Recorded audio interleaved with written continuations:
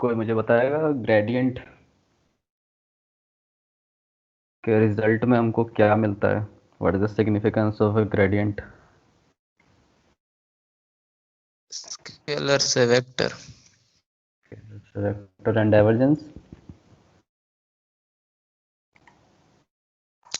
Vector से scalar.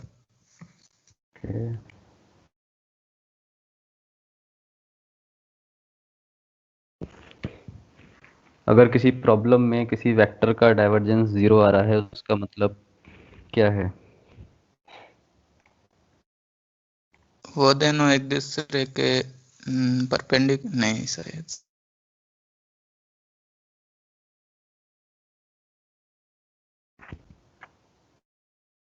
Divergence हमें क्या बताता है किसी वेक्टर के बारे में? मतलब वेक्टर को स्केलर में तो कन्वर्ट करता है वो, पर बताता क्या है? What is the significance?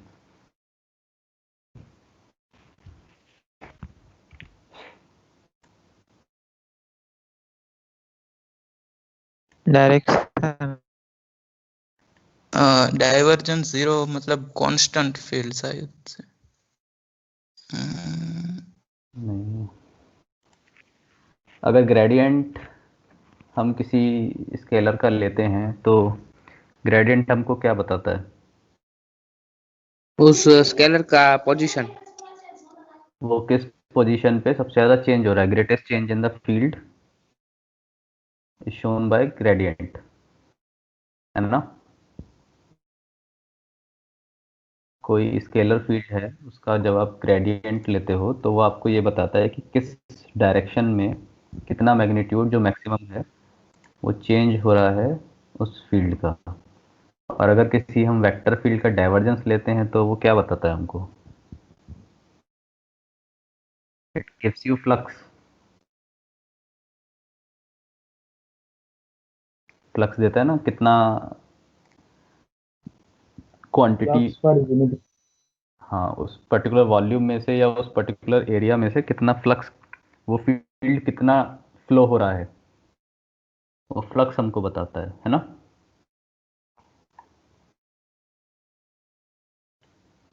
तो अगर वो यस ज़ीरो सर। है, डाइवर्जेंस अगर ज़ीरो है,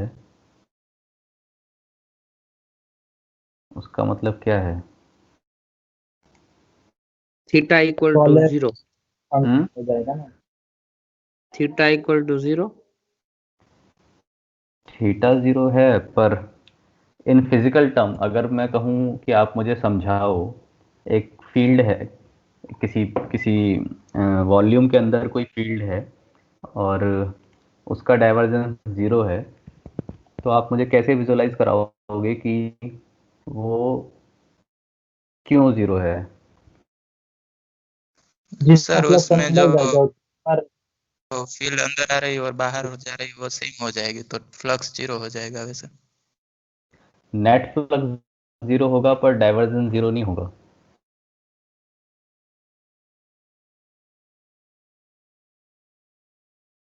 स्टिल अगर हम किसी एक सरफेस पे निकालेंगे तो फ्लक्स देगा ना वो। हाँ तो अगर पूरे फील्ड का डाइवर्जेंस ज़ीरो है, उसका मतलब क्या है? सपोज एक बॉक्स है जिसके अंदर पानी भरा है, ओके। अब अगर पानी, उस बॉक्स में से वाटर फ्लो नहीं हो रहा है, सपोज ना तो अंदर जा रहा है किसी फेस से, ना किसी भी फेस से बाहर आ रहा है, उसका मतलब क्या है? That water is contained in that box, but still it is freely to move within the boundary of the box, है ना?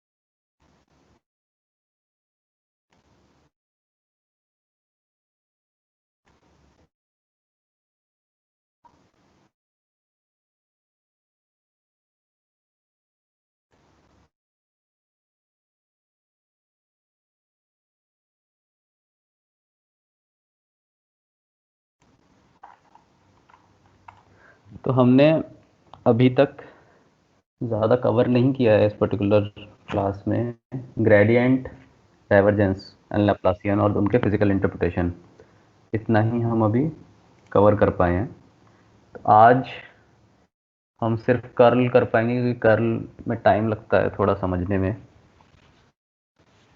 क्या है ये चीज़।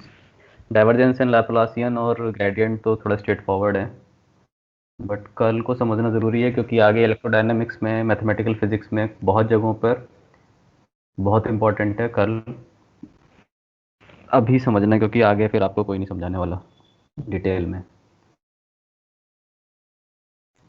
सर हाँ सर एक बार आप फिर से वो रिपीट करिए ना, जो आपने आंसर दिया ना कि डाइवर्जेंस 0 है, तो उसका रीजन फिजिकली आप एक्सप्लेन कैसे करें। मैं अभी पूरा सही से बताऊंगा, चिंता ओके मत सर। करो।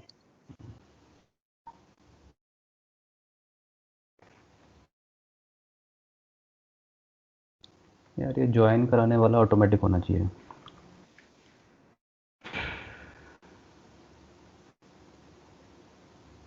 एनीवेज ये मेरा लास्ट लेक्चर है, मैं इसके बाद क्लासेस नहीं लूँगा। तो जो आपका रिमेनिंग सिलेबस है वो कोई और कराएगा। क्यों सर? मैं रिज़ाइन कर रहा हूँ, एक्चुअली कर चुका हूँ, बस ये वीक कंप्लीट कर रहा हूँ।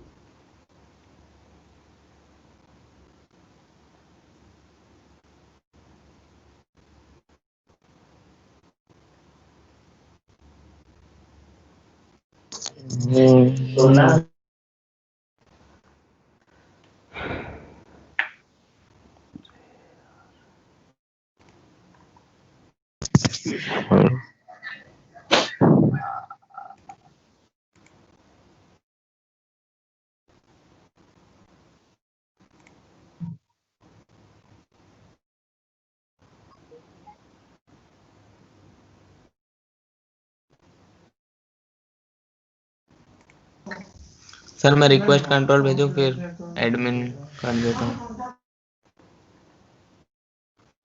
हाँ कर सकते हो, लो। सर हाँ सर आपकी यूनिट की कौन सी बुक सर हमें फॉलो करनी चाहिए? बुक अभी तो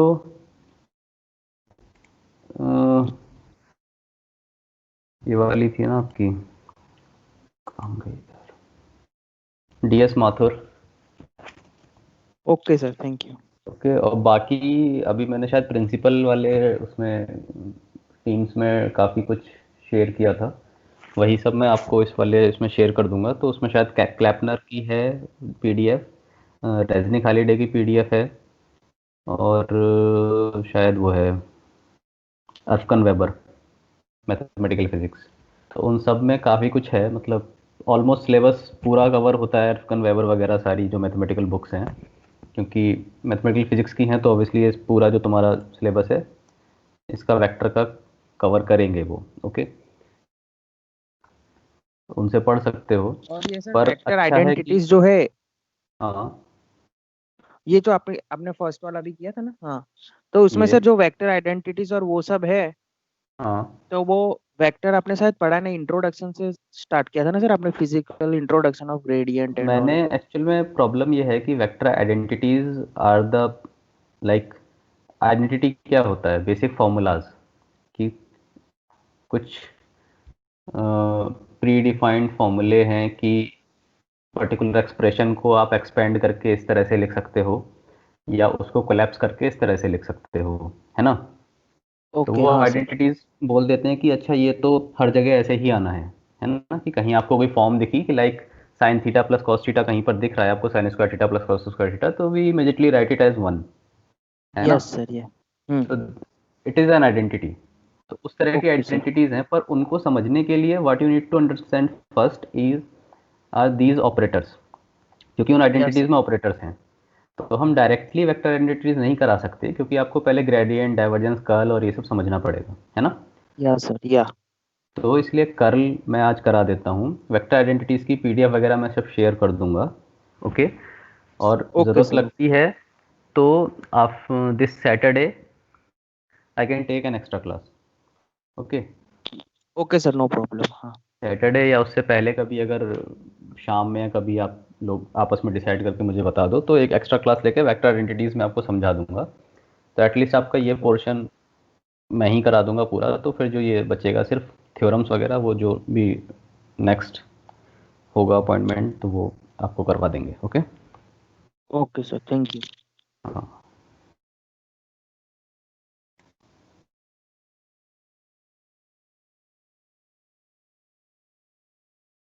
सो आई थिंक कंट्रोल देने के बाद भी आप एडमिट नहीं कर पाओगे ना इनको यहाँ पे। नहीं सर, इसमें से हो नहीं रहा है। हाँ वही problem.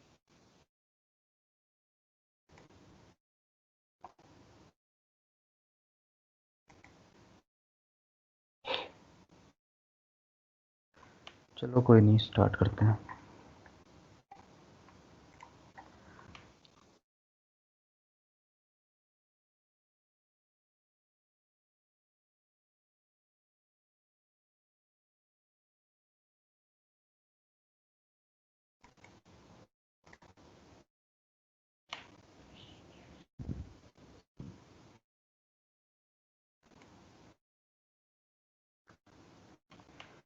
Okay so what is curl? Curl basically किसी भी वेक्टर फील्ड के ऊपर ऑपरेट होता है। कर्ल क्या है? जो आपका डेल ऑपरेटर है उसका क्रॉस प्रोडक्ट है किसी वेक्टर फील्ड के साथ। Okay so A is your vector field, and अगर हम डेल्टा का या डेल ऑपरेटर का क्रॉस प्रोडक्ट करते हैं वेक्टर फील्ड के साथ, so that is called curl of A. Okay, तो ये इसकी प्रॉपर डेफिनेशन है। And how it is written, curl जब कोई क्रॉस प्रोडक्ट करते हैं तो आपने पढ़ा ही होगा शायद 12th में, तो उसको हम इस तरह से सॉल्व करते हैं डिटर्मिनेंट की तरह। ओके, सो डेल्टा जो है डेल ऑपरेटर, उसकी डेफिनेशन आपको पता है ऑलरेडी, डाइवर्जेंस में हमने पढ़ी है और ग्रेडियंट में भी, कि del over del x i cap plus del over del y j cap plus del over del z k sir cap. Okay हाँ सर आपने पीडीएफ शेयर की या नहीं की है सर? क्योंकि कुछ दिखाई नहीं दे रहा है स्क्रीन पे, सिर्फ ऐसा ही दिखा रहा है कि अभी भी you are waiting in lobby. आपकी आवाज आ रही है सर सिर्फ। पर आप यहाँ पे एडेड हो ऑलरेडी। तो सर मैं वापस से ज्वाइन करूँ या फिर हाँ एक बार लीव लीव करके होके? ज्वाइन करो दोबारा।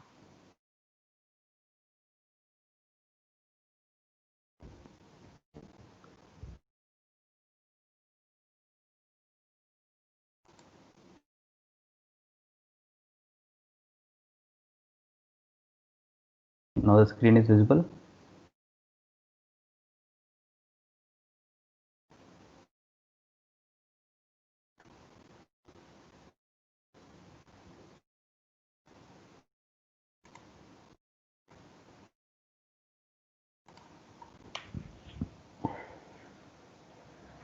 सो डेल्टा की आपको डेफिनेशंस पता हैं, and A is written as A x i plus A y j plus A z के।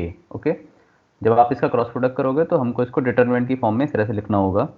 Now you know I cap जब आप लोगे ये, इसके साथ हमको इसका कॉलम और इसकी रो दोनों छोड़ने पड़ेंगे, and then we multiply this term with this term minus we multiply this term with this term.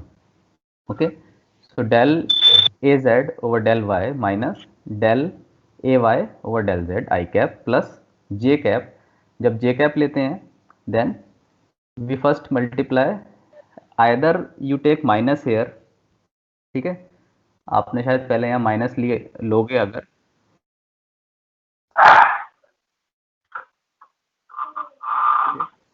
जब आप यहाँ माइनस लेते हो तो हम डायरेक्टली मल्टीप्लाई करते हैं इसकी फर्स्ट टर्म की लास्ट वाले से एंड लास्ट वाले की फर्स्ट टर्म से। प्लस, अब यहाँ पर इन्होंने प्लस लिया है। ओके, तो प्लस लिया है तो इन्होंने ऑटोमेटिकली उसको उल्टा कर दिया है, like they have multiplied this term with this term then first to last. Okay, plus k cap में वही के का कॉलम और के की रो छोड़ने के बाद जो बचता है इसकी इससे मल्टीप्लाई और इस टर्म की इस वाले टर्म से multiply. Okay, so this is the basic definition of taking curl of any vector field. Okay, so curl of A can be written as this. तो ये कुछ एग्जाम्पल हैं वेक्टर फील्ड के ए इस फॉर्म में हो सकता है या इस फॉर्म में हो सकता है, उसका हमको कर्ल फाइंड आउट करना है। तो आप मुझे ये किसी एक का करके बताओ, कर्ल लेके कितना आ रहा है।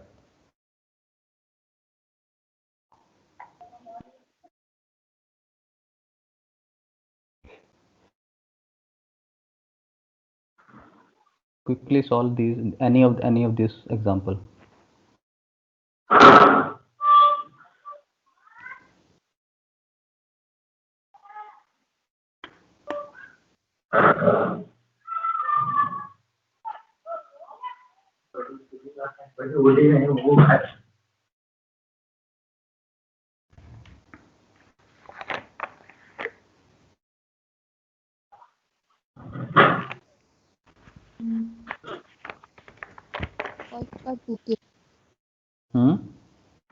-2 जे कैप फर्स्ट वाले का +2 k cap.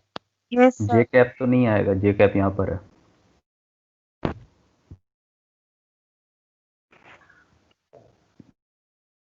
+3 k cap. Yes, and second one किसी ने किया?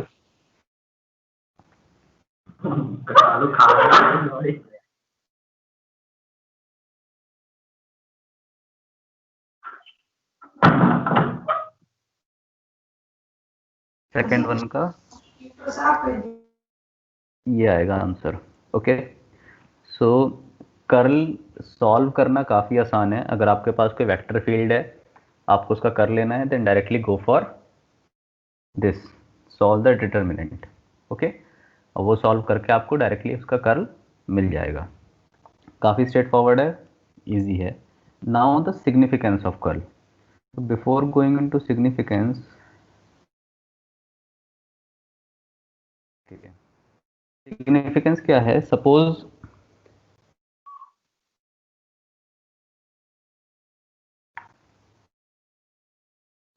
कोई लिक्विड है, ओके, फ्लोइंग लिक्विड है।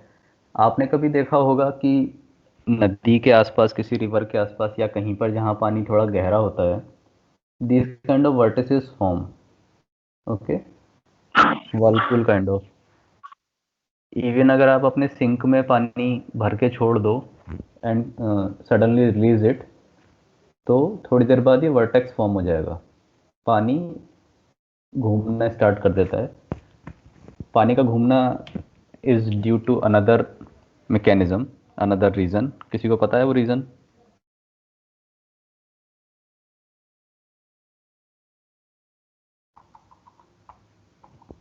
ग्रेविटी? नहीं, gravity is part of that but not exactly gravity. Coriolis force. Viscosity? No no no, Coriolis force. Okay, earth के equator के दोनों साइड जो रोटेशन का डायरेक्शन होता है वो अलग अलग होता है। Okay, that is due to the Coriolis effect, because earth is rotating, तो उसके रोटेशन की वजह से वो प्रोड्यूस होता है। ओके, खैर छोड़ो, वो आगे की चीज़ है। तो सपोज कोई लिक्विड है जो इस तरह से रोटेट कर रहा है। ओके, तो अब इस रोटेशन में सपोज मैं आपको बोलूं कि एक बहुत ये कोई चंक ऑफ लिक्विड है, इसमें मैं आपको बोलूं कि आपको इसमें स्विम करना है, तो प्रेफरेबली आप किस डायरेक्शन में स्विम करना चाहोगे?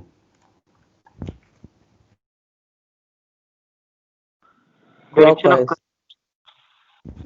जिस डायरेक्शन में वाटर फ्लो हो रहा है उस डायरेक्शन में ही स्विम करना आसान होगा और उसी में आप प्रेफर करोगे, क्योंकि वहीं पे आप स्विम कर सकते हो। अगेंस्ट द फ्लो स्विम करने में कोई समझदारी है नहीं, है ना? Yes, sir. Yes, sir. So this is what is written here. So do you choose to swim around clockwise or counterclockwise? In this case counterclockwise, okay, क्योंकि जो आपका लिक्विड का रोटेशन है वो काउंटर क्लॉकवाइज है। So if the curl of velocity is 0, ठीक, अगर इस लिक्विड का जो वेलोसिटी है उसका कर्ल अगर 0 है, तो कोई मैटर नहीं करता आप किस डायरेक्शन में स्विम कर रहे हो। पर अगर नॉन ज़ीरो है, ठीक है, सबसे पहले कर्ल देता क्या है, कर्ल आपको बताता है किसी भी वेक्टर फील्ड के रोटेशन की डायरेक्शन। ओके, सो अगर इस लिक्विड का कर्ल जो है वो ये बता रहा है आपको, आपको नहीं पता कि ये किस डायरेक्शन में घूम रहा है, ये वेक्टर फील्ड है एक, उसका वेलोसिटी वेक्टर है, उस वेलोसिटी वेक्टर का आपने क्या लिया, कर्ल। उस कर्ल ने आपको ये बताया कि okay the field is rotating counter clockwise. Okay, तो आपको पता है now we have to go counter clockwise to swim around this liquid. Okay, if curl ये बोलता कि भाई लिक्विड आपका क्लॉकवाइज रोटेट कर रहा है, तो आप स्विम करना प्रेफर करोगे clockwise. Okay, and if the curl comes out to be 0, in that case क्या होगा, लिक्विड रोटेट नहीं कर रहा है। ओके, सो अगर ये रोटेट ही नहीं कर रहा फिर तो कोई बात नहीं, जस्ट फ्लो कर रहा है या स्टिल वाटर है, तो आप किसी भी डायरेक्शन में, like in swimming pool you can swim easily in any direction, okay, but not in river or not in big whirlpools like this. okay, so curl आपको हमको ये बताता है कि किस डायरेक्शन में आपको जाना है या किस डायरेक्शन में वो वेक्टर फील्ड रोटेट हो रहा है। Okay, the sign of the curl will tell you which is the right choice.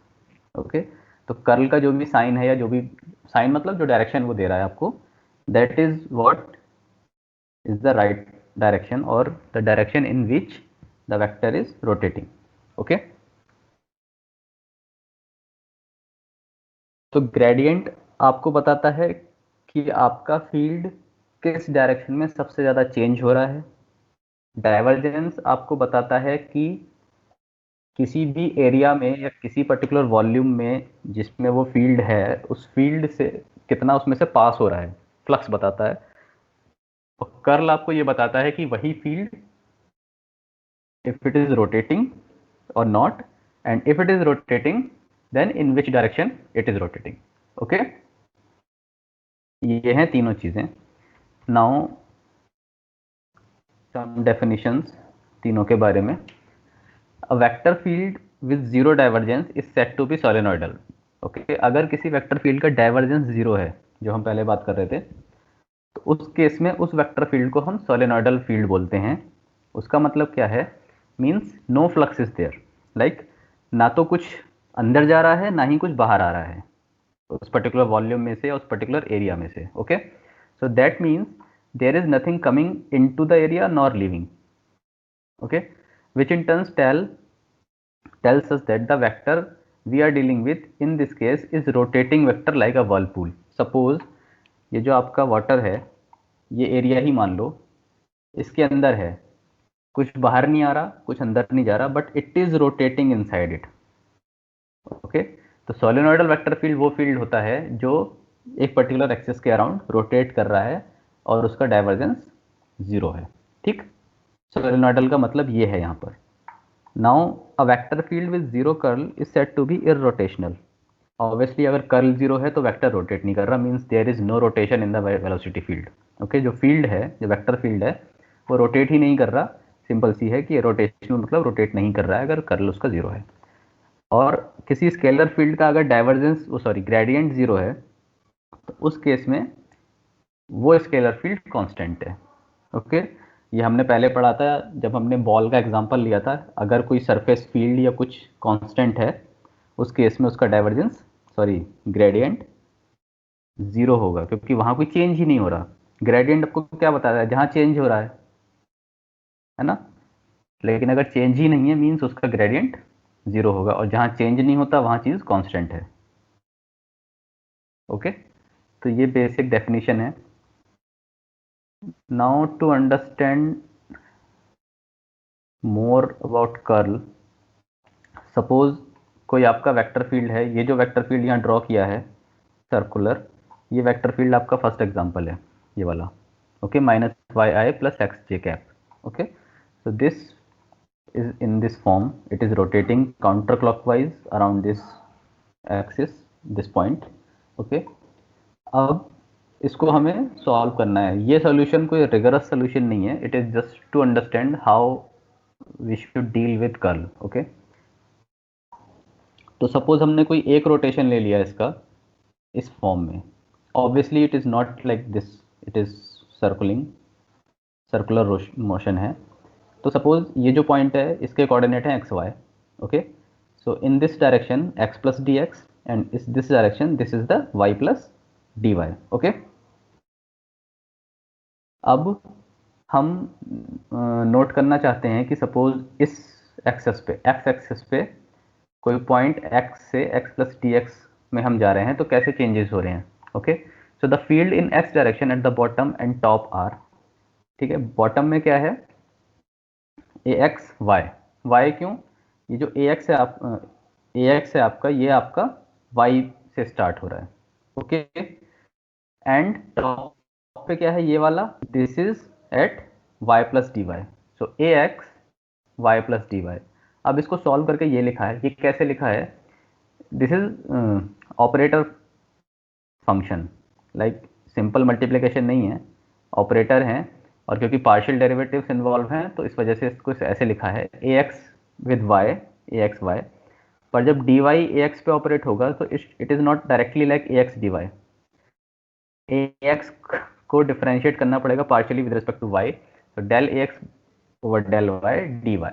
Okay, ये टेलर एक्सपेंशन है बेसिकली, अगर बोलूँ मैं, ये आप आगे पढ़ोगे मैथमेटिक्स में।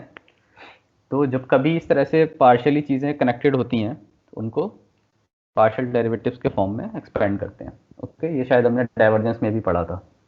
Likewise in this x y direction, so A y x at this at here, और यहाँ पर जो कोऑर्डिनेट है x प्लस डी एक्स है, तो a y multiplied with x plus d x, again we will expand it like this one, a y x और a y का partial derivative with respect to x and d x.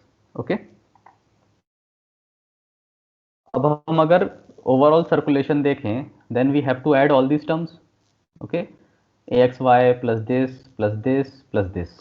Okay, अब circulation में हमने क्या किया, हम circulate तो ऐसे हो रहे हैं पर डायरेक्शन हमको रखनी पड़ेगी positive side, so A x y d x like this.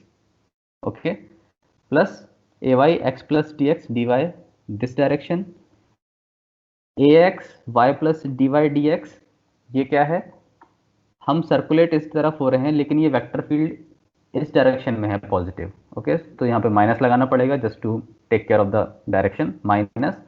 Similarly इसमें भी माइनस क्योंकि हम सर्कुलेट इस साइड हो रहे हैं पर ये वेक्टर फील्ड अपवर्ड है like in this direction. Okay, so minus here. अब इसको सेकेंड टर्म और जो थर्ड टर्म है वो हमको इस फॉर्म में एक्सपेंड करना है, एक्सपेंड किया, देन जितने ये आपके a x y d x, a x y multiplied with d x, ये कैंसिल हो जाएंगे, जो आपके डेरिवेटिव टर्म हैं ये दोनों बचेंगे। तो उसको हमने ऐसे लिख लिया, d x d y multiply में आएगा यहाँ से d x d y d x d y. Okay, वो कॉमन ले लिया। अब इसको हम डॉट प्रोडक्ट की तरह लिख सकते हैं इन दोनों वेक्टर के, del cross A dot d s. Okay, and this will give you 2k cap. Okay, ये रिगरस सोल्यूशन नहीं है, एग्जैक्ट सोल्यूशन नहीं है, तो यहाँ पे डायरेक्शन की प्रॉब्लम हो सकती है, पर हम जस्ट फॉर आवर अंडरस्टैंडिंग के कर्ल को हम ऐसे समझ सकते हैं। ओके, अभी मैं आपको एक वीडियो दिखाता हूँ to get better understanding of, like curl को विजुअलाइज करना थोड़ा मुश्किल है, तो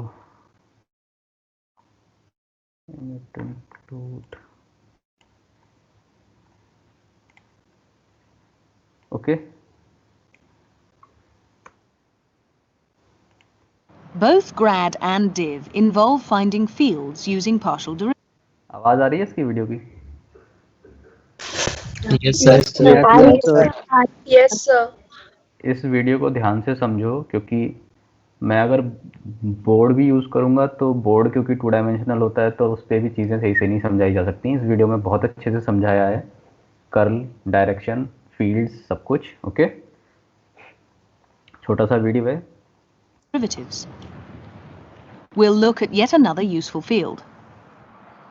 Once again, it involves partial derivatives. Water can flow in many different and often complex ways.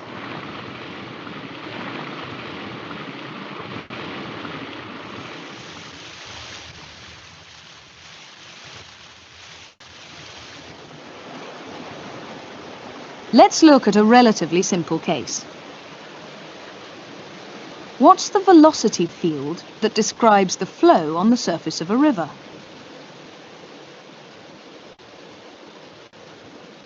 We can explore this field by watching floating objects. What kind of motion can you see here? There appear to be two types of motion: downstream and rotation about a vertical axis. In fact, if we're travelling along with the disk, all we see is the rotation. This rotation is related to the velocity field, but how? To answer that question, we need to define the velocity field on the surface of the river. We'll define the surface velocity vector at any fixed point on the river, fixed that is relative to the riverbank, as the velocity of any floating object as it passes through that point.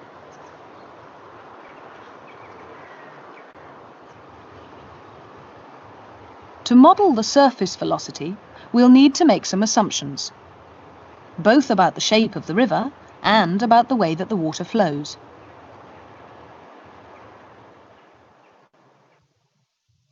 We'll assume that there are no rocks affecting the flow. Let's also assume that the river is straight and of uniform width, and the flow is steady and streamline. It all flows downstream. So, this is our model river. To model the velocity field, we first need some axes and a function, v of xy, that describes the unique velocity vector at each point, xy, on the surface. We'll assume that for this short stretch of the river, v of xy doesn't depend on y. In other words, the velocity at any point only depends on its distance x from the left bank. This implies a model surface velocity field of the form v of xy equals u of x, j. But what sort of function is u of x? Let's go back to the real river for a moment. The velocity of the water varies as we go across the river. We can assume that at each of the banks the surface speed is 0. That is, u of 0 and u of d are both 0, where d is the width of the river. Somewhere in between, the surface speed will be a maximum. Let's assume that there's some symmetry, and so that the maximum flow is midstream. What does this imply for u of x?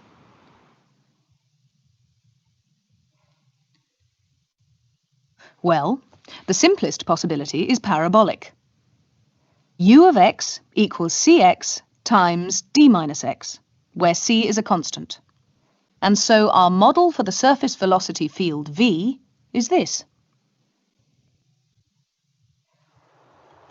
But how can a velocity field cause rotation? Let's go back to the model. Can you see what's happening? Let's subtract the downstream velocity of the centre of the disk.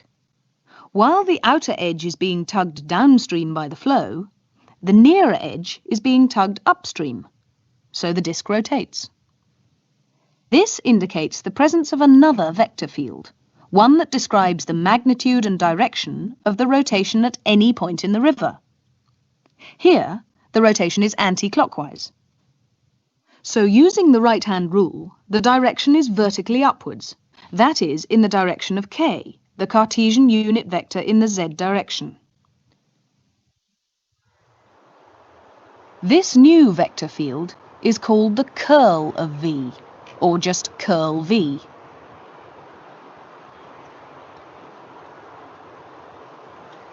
How does this vector curl v vary over the river?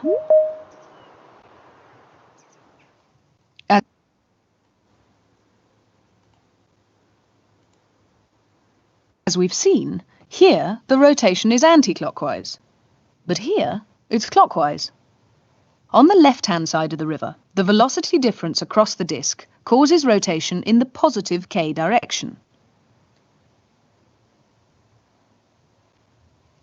while on the right-hand side of the river, the velocity difference causes rotation in the negative k direction. So what's the rotation midstream? Well, midstream there's no rotation.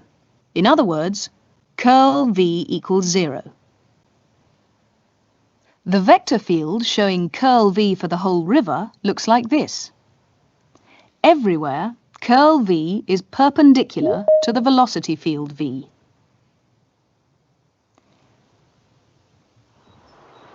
Any vector field can have a curl field associated with it, and later in this unit, you'll see how curl V can be found from partial derivatives. For our model river, the rotation was localized. There was rotation about each point, and it's local rotation that curl describes, not the bulk rotation of water you see in river bends or in swirling water. So what do you think is happening here? There's plenty of water movement, bulk rotation, but what about any local rotation? What would curl be? Let's model the problem by looking at the two-dimensional surface velocity. All the water's going round and round in a circle, but whilst that nearer the centre is flowing in a vortex, further out it gets slower and slower. So there are two different kinds of flow to model. Let's start with the water inside the vortex. At the centre, the velocity is 0. It's like a hurricane or a tornado, where the wind velocity is 0 at its centre, its I. As we move further out, the speed increases.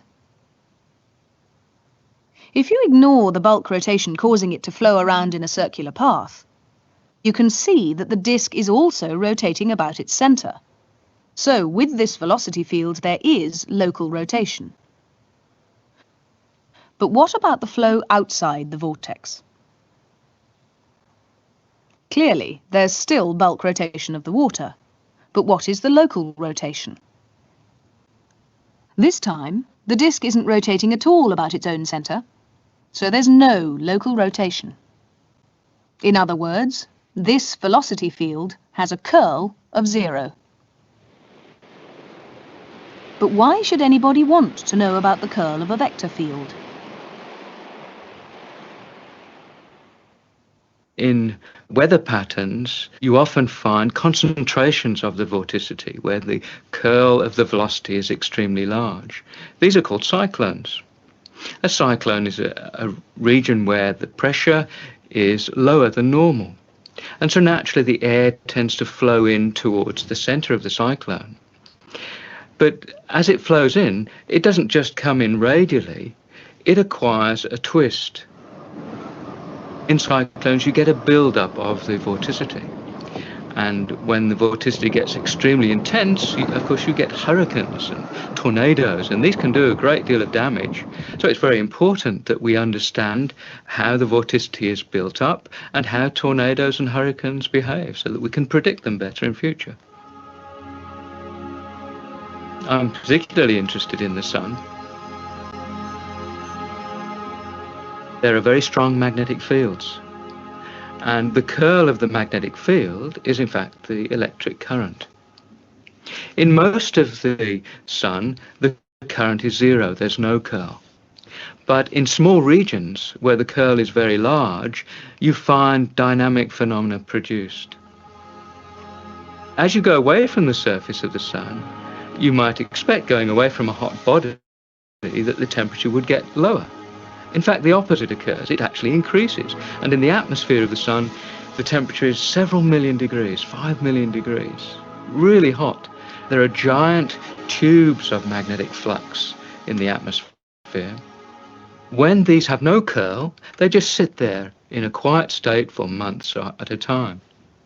But when the curl builds up, when the electric current builds up, eventually they can reach a stage where they go unstable and they erupt outwards from the sun and produce enormous ejections of mass. Knowing about the curl enables us to understand how and why these ejections occur.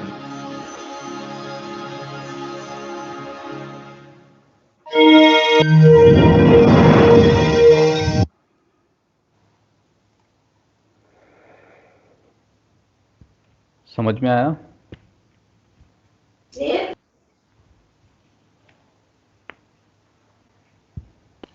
Yes sir.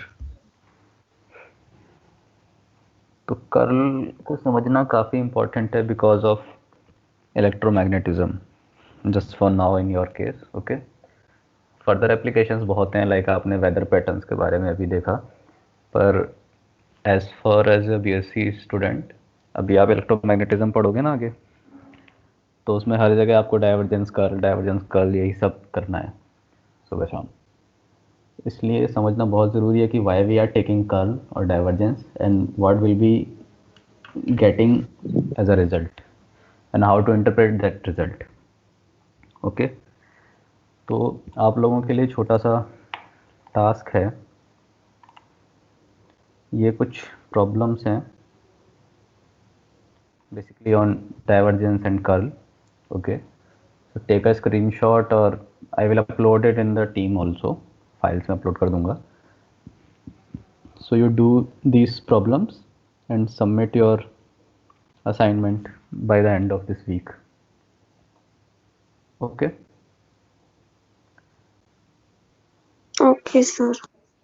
तो इनका आपको divergence कर लेना है और इन दोनों problem में आपको ये बताना है थर्ड फोर्थ में कि वेक्टर फील्ड कंजर्वेटिव है कि नहीं। ओके,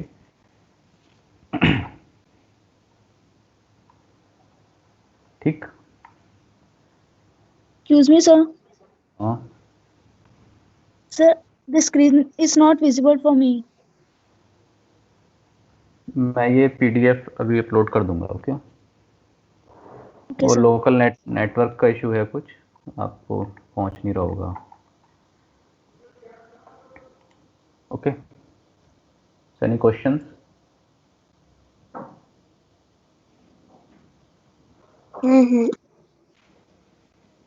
सर हाँ,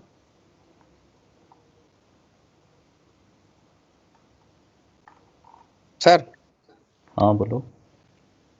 सर ये क्वेश्चन में जो है ना पूछा कि वेक्टर फील्ड इज कंजर्वेटिव और नॉट, सर तो पता कैसे फाइंड कैसे करेंगे कि ये कंजर्वेटिव है या नहीं? आंसर क्या डिपेंडेंट होगा ये? आपको बेसिकली डाइवर्जेंस और कर्ल ही निकालना है, ठीक है?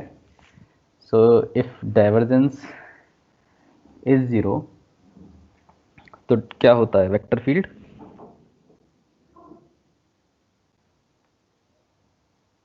अभी बताया था कंजर्वेटिव। कंजर्वेटिव। सोलेनोइडल होता है। Yes sir. Conservative Yes. कब होगा?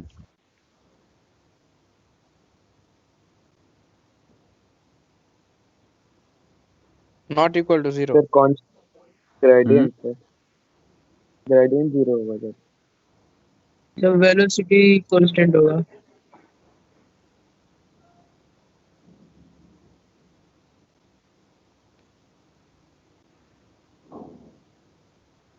और कोई?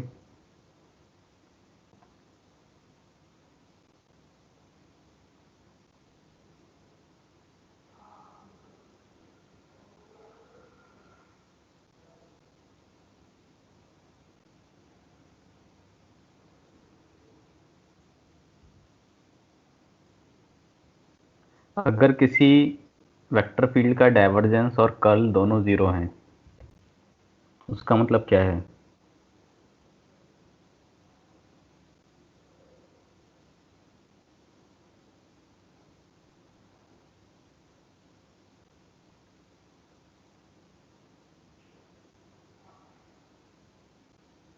हम्म,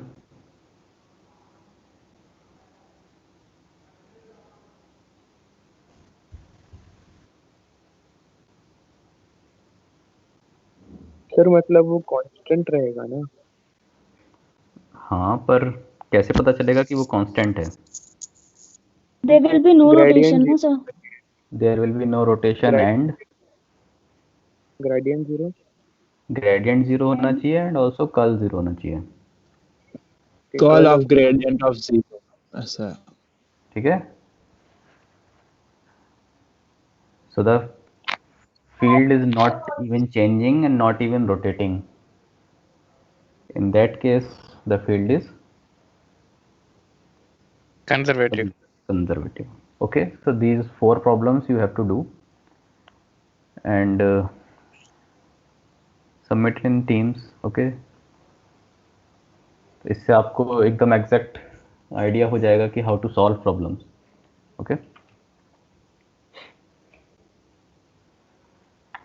और ये पीपीटी भी मैं पीडीएफ में कन्वर्ट करके डाल दूंगा। इसमें आगे खैर वेक्टर अलजेब्रा वाला जो पार्ट है ना, ये पार्ट ये पूरा है इस प्रेजेंटेशन में। ये काफ़ी बड़ी भी है, तो आप इसको इसके गो थ्रू कर सकते हो समझने के लिए आगे का सिलेबस भी, और इसमें प्रॉब्लम्स भी हैं साथ साथ, वो आप सॉल्व कर सकते हो। Okay,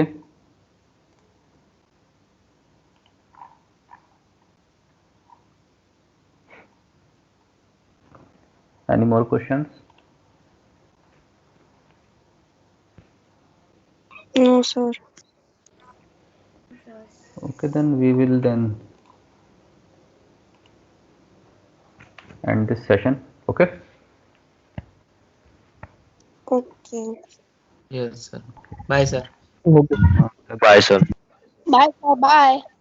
Thank you, sir. Bye. Thank you, sir. Sir. हाँ, Thank you, sir. okay, thank you.